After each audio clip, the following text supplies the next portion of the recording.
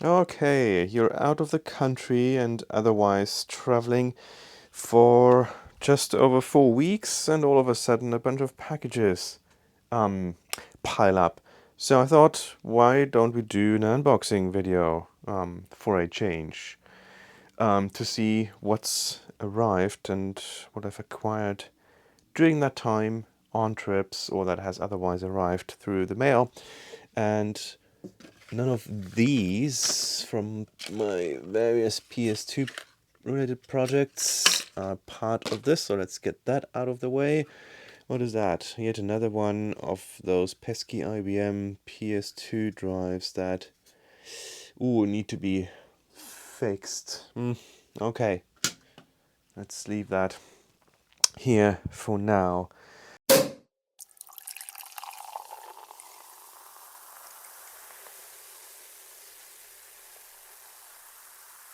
Now, okay, bunch of loose things that I've acquired over here, and one is a Raspberry Pi 3 Micro Center. This is the Model A Plus, and I did acquire this because I have a little bit of a project lined up that I'm curious about, and let me briefly show you what this is about. Alright, so I have here a rather sad instance of an Amiga 500 that I was stupid enough to drop, I think, for the second time in its life. The first time I dropped the top, I stepped on it, I broke it, and I think I managed to fix it. And I can't figure out why, but it has some additional scuff marks, and there's some like remnants from a rather interesting retrobrite experiment on here that I'll have to fix. I'll probably submerge this again in some hydrogen peroxide after a good cleaning to get it more uniformly back into whatever the color was supposed to be. But I've also experimented with an accelerator on this thing, and as you can see, the CPU is out already, and I've had something in here that, oh, it's here. It is a, however you pronounce that, Wicha. I think it came from Poland. Nice little thing. It worked pretty well. It's a little bit on the janky side. It does allow me to add an IDE-based hard drive on a compact flash card on it. But, oops, bent pin here. See all the things that happen when you drop things. But yeah, I wanted to try something else. The keyboard is in good shape. I think I might want to retrobrite the keys. I don't know if I did that last time, but I know it works. Put this aside. Bottom thing, the floppy drive, all in good condition. I do have the side expansion door cover somewhere. Now, what is this? I managed to rip off one of the capacitors. I did do a recap on this thing a while ago. I think this was one of my first ever recap projects, and I did a really shitty job on this. I did not have a desoldering gun. I used to clean out the holes with toothpicks, believe it or not. But you live and learn. Anyway, I did rip off this capacitor here when it dropped. The whole case was disassembled, and so the pieces flying everywhere. So it ripped off the casing, and you just had the film, paper film, kind of exposed. So it's all removed. I need to figure out what it was, put it back in, and then I will use, excuse me, this thing here to build a PyStorm implementation for this thing. So I got this at Micro Center. Believe it or not, it was $10 cheaper than what you could find on Amazon. And I did the A plus because the B plus just doesn't fit in here. It's too thick, and so it won't clear the keyboard. You couldn't put the keyboard back on properly. So I'm curious to try that out. The PiStorm adapter itself should arrive sometime this week, so I can do another video on that. But yeah, that's what I got while I was out and came across a Micro Center location.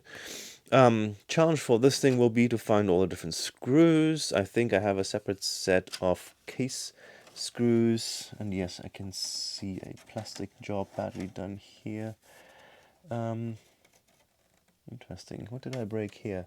Anyway, I don't know where I have the motherboard screws to put the board back in its place, but I'm sure we'll find something. Now, the other thing I acquired is this thing here, and that is a 512K memory expansion, I believe.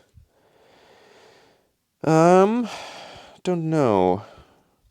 I'd have to look at the individual chips, but it's probably 512K to get it up to 1 megabyte of chip RAM, maybe? Or is it fast RAM? Don't know. The good thing is you can turn it on and off depending on whether your game or piece of software is happy with additional memory or not. This does look like there is a crack in the connector, or is that factory default? I don't know. Sorry, the light in here is not the best. But yeah, also got this one here to try out with this.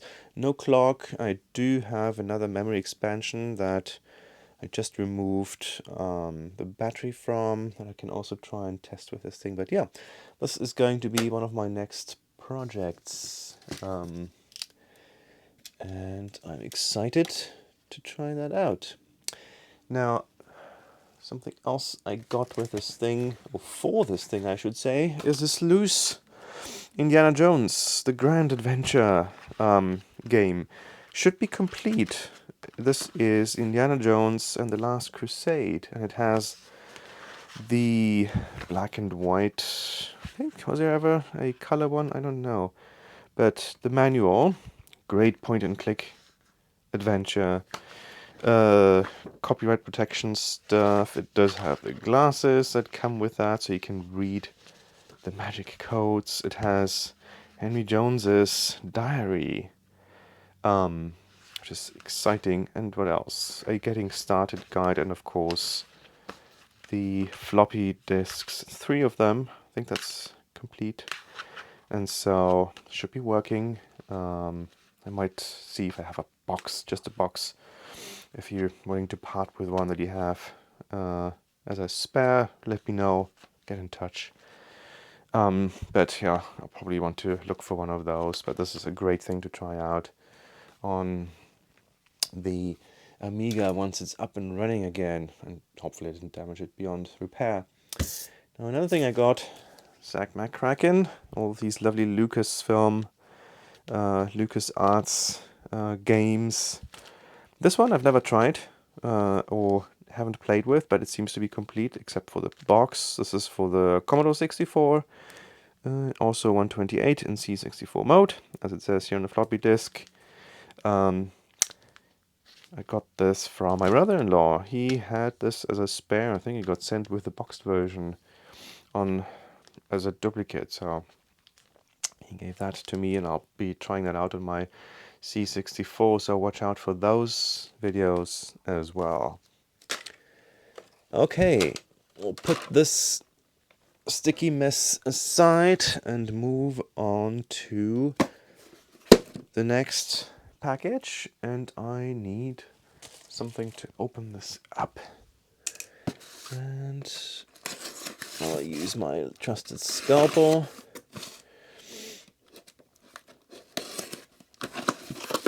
I don't exactly remember. Okay, this is what I have in here. 1 second, I'll put this knife away.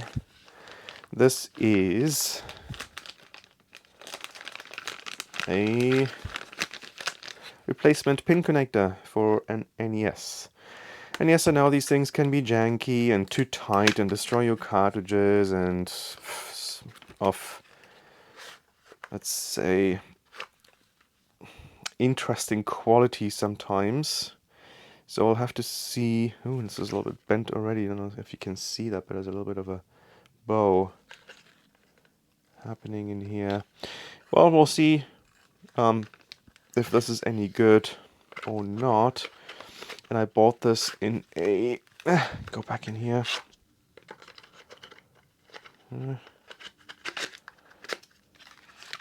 For now. There's some instructions that come with it too, and a screwdriver for those pesky kind of star-shaped screws of the NES. Now, why did I get this? Because during my travels I got stupid tempted and made a few more purchases, and that is this thing here, Nintendo Action Set, and maybe a few games. Well, this is from a Game Boy, which there'll be another episode on restoring and playing with this thing. Mega Man, one of my childhood memories, but I got Super Mario 2 and Dr. Mario for the NES, and I have a few other games already somewhere that I'm playing on a fake NES console right now. But I saw this in a store, couldn't resist for a good price. It is complete. It is not the first version, which I believe has the grey gun, but it has the game in it. Didn't come with a sleeve, but I got that separately. Has the not the cartridge, the console. It is, as per the seller, not the original one, but it works. A little bit janky, which is why I got the replacement kind of pins here to put those in. Needs a little bit of yellow writing. I'm not going to open this up. This will be in a separate episode, but yeah, I'm excited to try this out. Well, I know it works. I've already tried it out. But I do need a potentially larger CRT monitor for this. I only have a tiny one. I tried it while I was out on my brother-in-law's television, and it's a beautiful thing. So excited to play with this one as well, but I'll unbox that in a separate thing. Now, what is this? Let's see. Where is my knife? Scalpel. Here. Alright, let's open this up. I think I know what this is. Oops. But we shall see.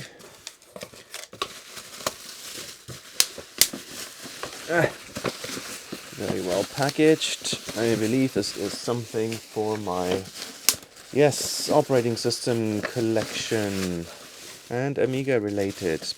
It is a boxed version of Amiga OS, version 3.1. Amiga Technologies GmbH. That is German for limited.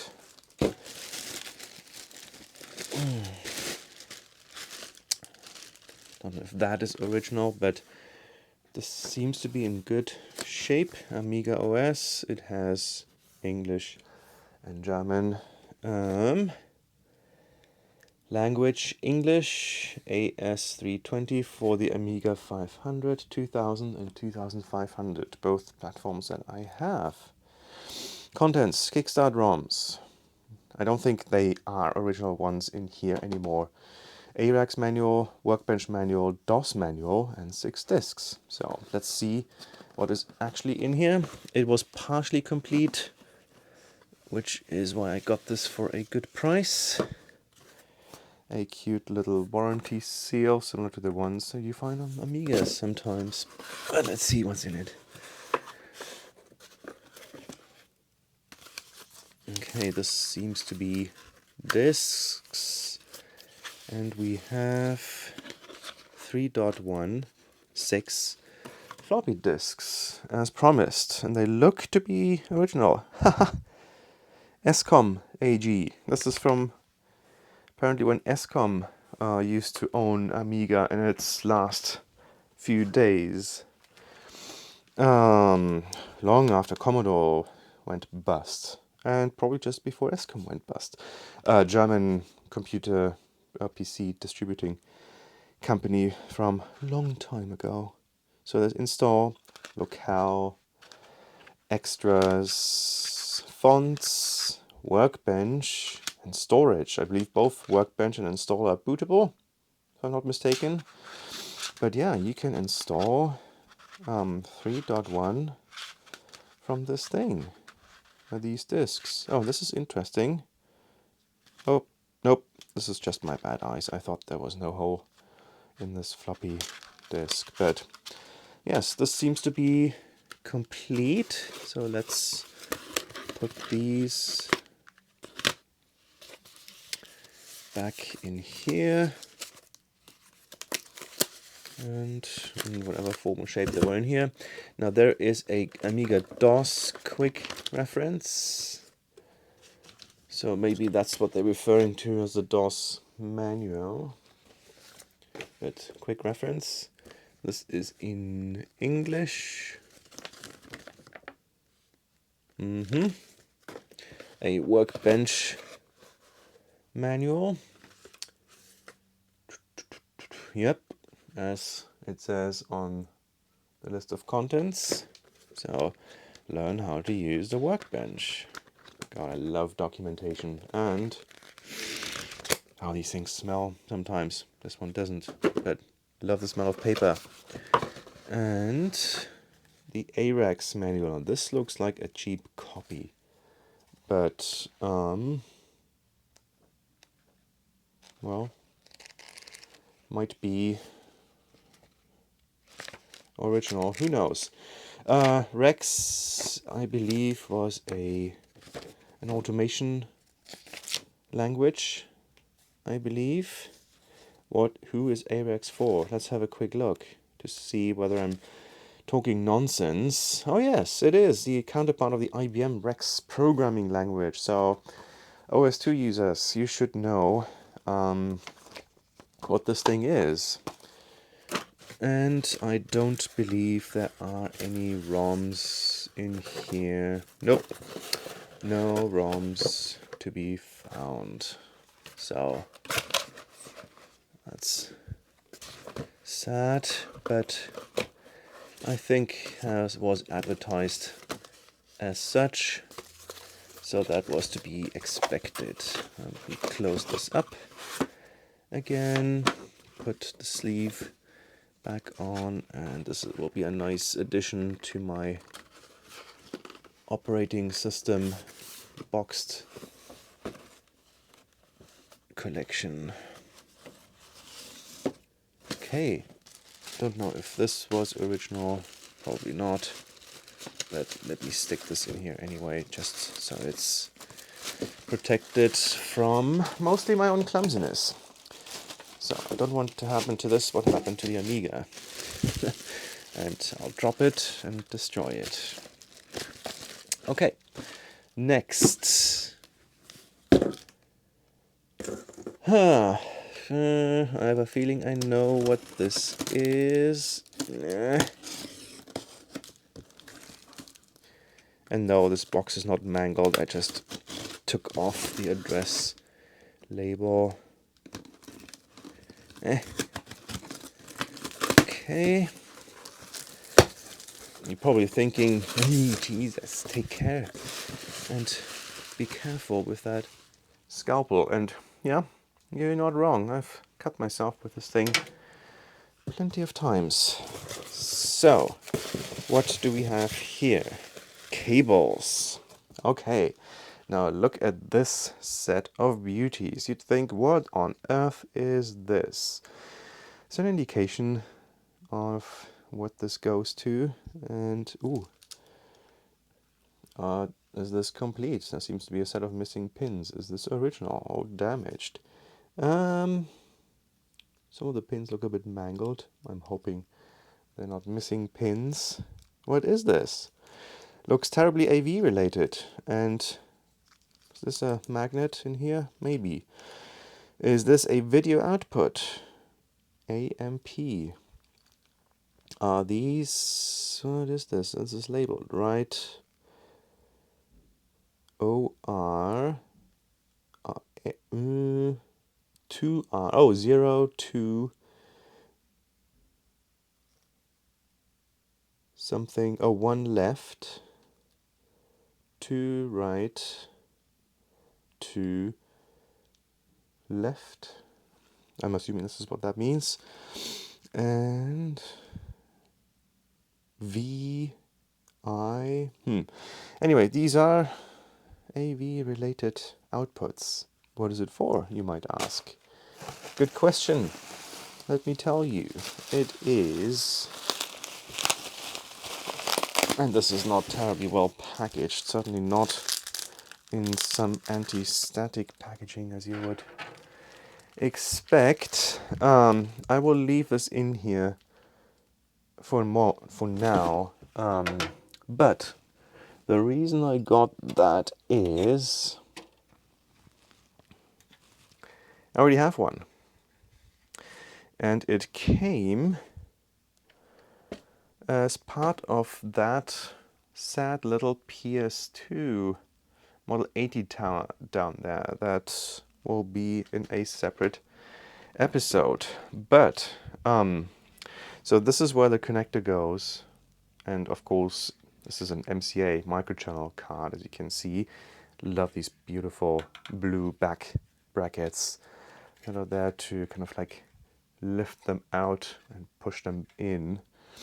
Uh-oh, still broken, warranty void. Well, so this is, let's see, an analog board, David analog board, manufactured for IBM. Don't know if you can see that terribly well. This brown on green isn't easy to read even in a well-lit situation, but this gives the computer some AV capabilities that we will explore in a separate episode at some point. And the reason I got this bundle with a card and the set of cables, which goes in here, and then it's like a breakout capability for various inputs and outputs, but apparently it allows us to capture video and output specific video through whatever processing software. But this was in the PS2, as I mentioned, and when I turned it on to test, it blew the magic smoke. And I am kicking myself for not having filmed that, because A, it was beautiful, B, it was stupid, C, it stank for days. But yes, so I wanted the cables, and the whole bundle with cables and card was pretty cheap to come by, so this is why I got this thing here. What else? We have 2 more to go, so let me put that contraption aside and move on. Ooh, this is a heavy one. Make some more room here. Oops. Ooh. Okay.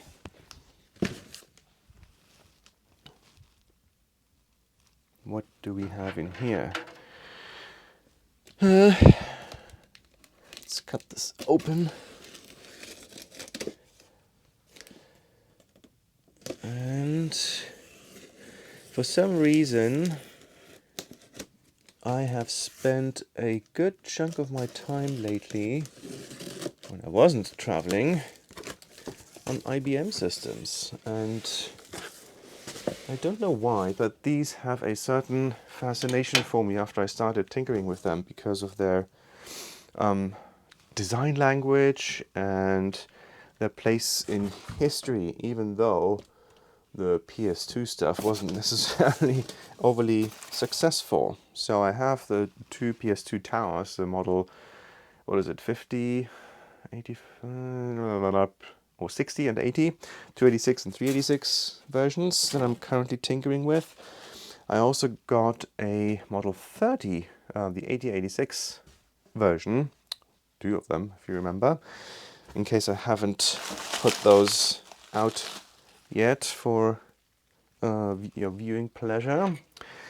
And so this one here I saw going for cheap. Let me cut this open in a way that I can get this out of here more easily. Is okay, another PS2 Beauty desktop form factor in, I believe, unknown condition. Ooh, I see mangled screws that might need replacing. It's open. Oh, let me lift this out and toss the box and put this back on here. Okay, here we go. So this is the 286 version. So it has a white power switch. It has a 1.44 floppy drive, which of course will be broken. The 8086 has a 720K one and a hard drive. Don't know if that's still in there. Let's take a look. So, I don't know if you can see this here, but it says 8530-E21. On the bash, personal system 2, model 30 286 on this thing here. As I said, this is a metal cover, not like the 8086 version, which has a plastic cover. So, again, that screw is out already. A bit of rust in here we want to fix. Can see some rust here on the back a little bit. Is that screw out? It is, kind of. Let me get a screwdriver. Okay, I have my screwdriver, and these are kind of dual. Okay, now it's loose. Also, the key lock is in the unlocked position. One of my 8086 models doesn't even have a key lock here. Is this captive? No, it just comes out. So maybe the screw is floating around in here somewhere. Let's have a quick look at the back before we open this up. So we have power supply, which apparently can be switched voltage-wise. This is 115. PS2 ports, VGA. This one has all of the holes drilled out, so it might be ex-VGA already. Apparently one expansion card was in there but is missing. The other covers are still here. These break off if you need the space. Parallel, serial. Yeah, so let's have a quick look inside. I'll do a more detailed exploration and upgrade video or restoration video on this thing. But, oh, lovely. Well, I wish you could smell this, or not. There's a bit of a moldy smell.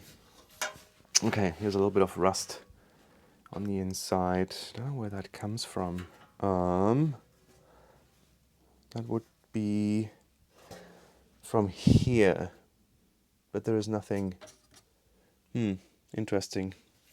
Okay. Let me get a flashlight so you can better see what I'm looking at. Okay, I have my trusty flashlight here, and I can see there is some corrosion on the board. But hopefully it's just surface level. There's a piezo speaker, which seems to have been knocked over a little bit. Jumper, J13, don't know what that's for. A Dallas chip. And it looks to be socketed Yes, I'll have to get this off because most likely that's dead. The 8086 model had a battery here on the riser card. So, well, at least this is less likely or not likely at all to leak, which is good for me. What is this for? Seems to be guiding rails. Oh, probably for extra long expansion cards that are slotting into this thing here. Don't know what used to be on here. Empty socket.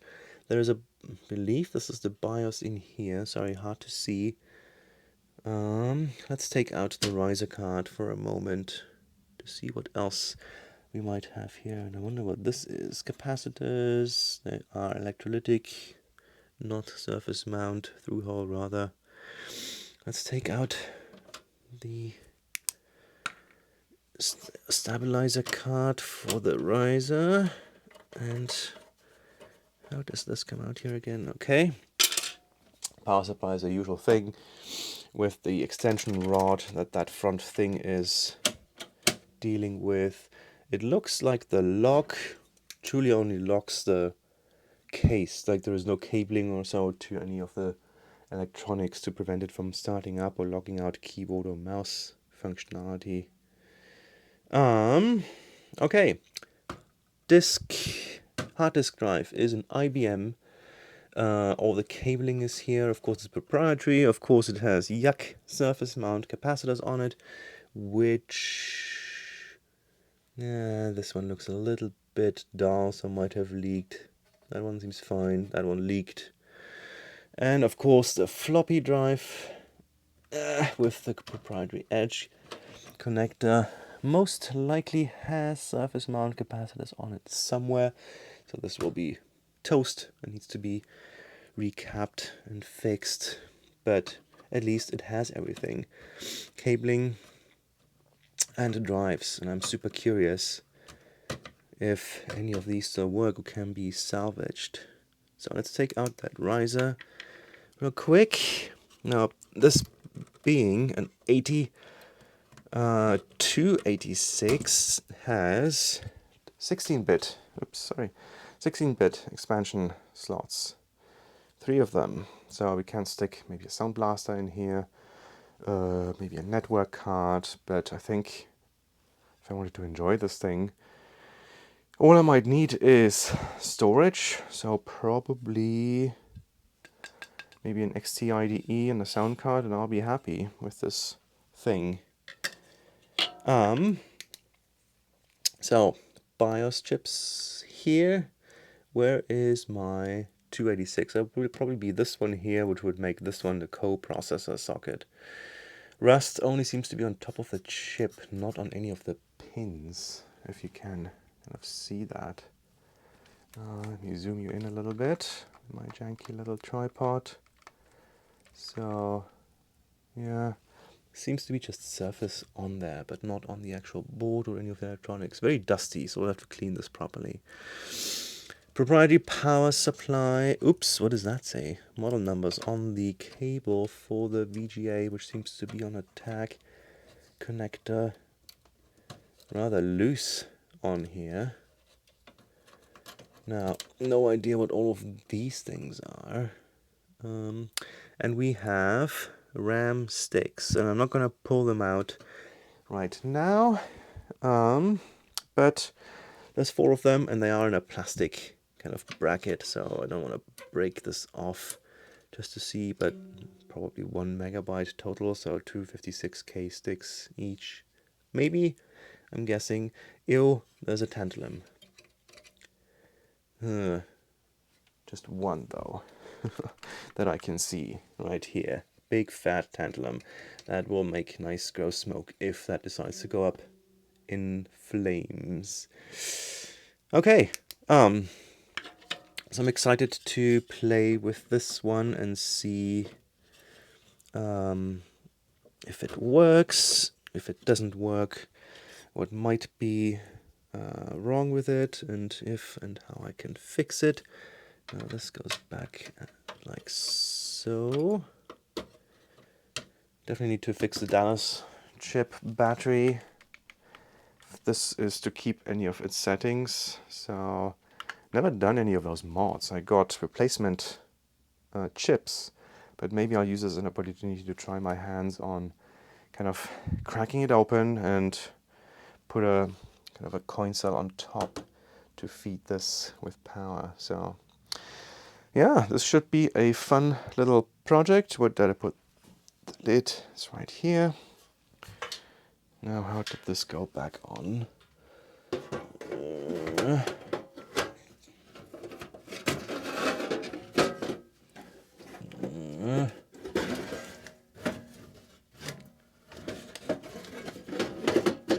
Like this, forward and closed. Okay, I won't bother putting the screw back in because that looks pretty stripped already. I didn't see the... let's put it in anyway. So, in case I don't get to this thing anytime soon, don't want things to fall out or the screws to get lost. Oh, how I hate the slotted screws. Okay, that one's enough. Nothing floating around in there, so most likely no missing springs that are holding them in on the inside. Out of 3 of my PSUs, this doesn't want to go in properly, I'll just leave it. Out of 3 of those, only one of them truly had captive screws, and only one of them had a metal one, which is metal case, which covered it, which is this one. Okay, off you go. On to the last package for today, and that is this thing here. And I'm going to open it that way because I think the address label is on the other side, but it shouldn't matter. I think I know what this is, and I've been waiting for this with excitement for more than a year. And you've probably seen plenty of videos about these things from the usual sources already. Oops. But I think, yeah, I opened the right side. Whatever is in here is probably just... Ooh, yeah, there's padding, there's instructions. And this is just... Oh, empty. An interesting way to recycle cardboard. Didn't think it needed that. It was just space padding. But let's reuse this as a table to show you what's in here. And there's 3 of them. So let me just take one out for now. And come on. You can probably already guess what this is.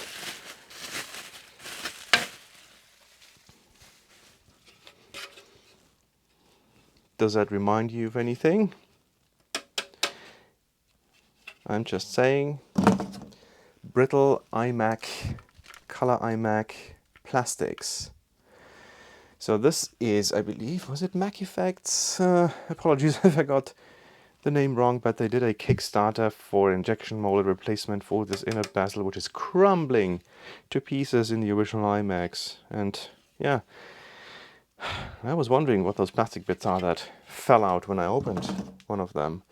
Now we have a set of slot covers and whatnot, and some, yes, Mac Effects. Thank you for this genius idea and everyone who helped make this happen. Yeah, this is got this on Kickstarter as a backer. Some instructions on how to help with that, but yeah, there's 3 in here. You want to know why? That's why. I have 3 of them to fix, and Bondi, whatever the correct pronunciation is, blue, a grape, which is my favorite color, it's that lovely purple, and actually no, this might be the indigo. That is the Bondi blue. Bondi blue. Meh. Yeah, so all three of them, and I don't know if you can see it anywhere. Did open this one up, I think this one too. But yeah, all of the stuff around here on the inside is just crumbling to dust. So I'm excited to get these open, fix them, have all of that replaced, so they're almost back in new condition. So yeah, good haul, good list of things that came together while I'm out. Gives me a good starting point for a new set of projects or to finish in-flight projects that I have going on right now. So, well, this is my first unboxing video ever. I thought I had enough material to put this thing together. I hope this got you somewhat excited for some of the things that are coming up on this channel, with things that I'm planning, that I have in the pipeline. So, well, you know what to do. Feel free to like, feel free to subscribe, leave comments or questions if you have any questions on anything or want to share your experience with any of these things. Other than that, thank you very much for watching, and I hope you come back soon to see me work on any of these projects. Until then, see you next time. Bye bye. Well, one there.